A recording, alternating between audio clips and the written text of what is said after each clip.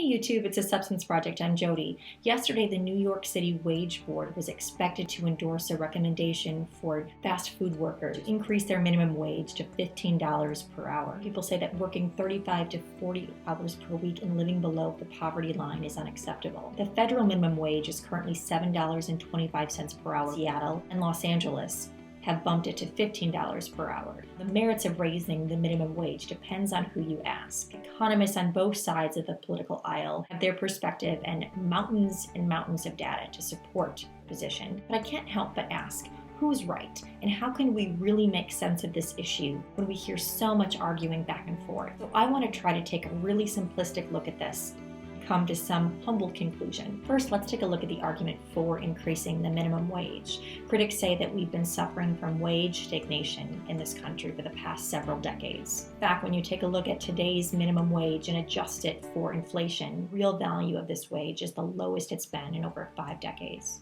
Critics also say that we need to increase the minimum wage because it protects people at the bottom rung of the social ladder who aren't able to enact change without government intervention. And many economists will say that increasing the minimum wage will help the economy. It will increase purchasing power. Now let's take a look at arguments against increasing the minimum wage. Opponents say that an increase in a fixed minimum wage will hurt the same workers the law is trying to protect because it limits the number of jobs that businesses can afford to hire for. For example, let's take a hypothetical scenario. A woman owns a cake shop. She might be able to hire someone for $8 an hour, but she would not be able to afford that person at $15 per hour.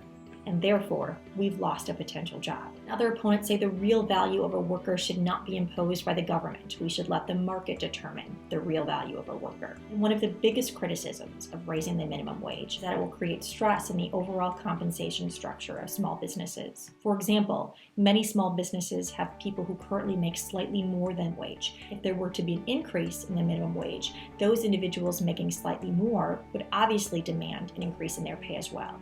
And this can cause financial stress, all sorts of businesses. All right, so there's a few arguments for raising the minimum wage and against raising the minimum wage. A piece of data that helped me make an informed decision was this: median household income across the nation. Let's take a look at 2 cities, the New York metro area and El Paso, Texas. In the New York metro area, the median household income is $60,000. In El Paso, Texas, it's $30,000. This is a huge difference. Obviously, the value of the dollar is different in these cities. And if we were to enact a federal minimum wage increase, it would have a disproportionate impact on cities across the nation. It might be beyond the capacity of many businesses at this point to hire additional employees. Now, we certainly can't dispute the fact that everyone in this country deserves to live a decent life and have money to buy the basic necessities. It seems to make the most sense to me, however, to let states determine a minimum wage,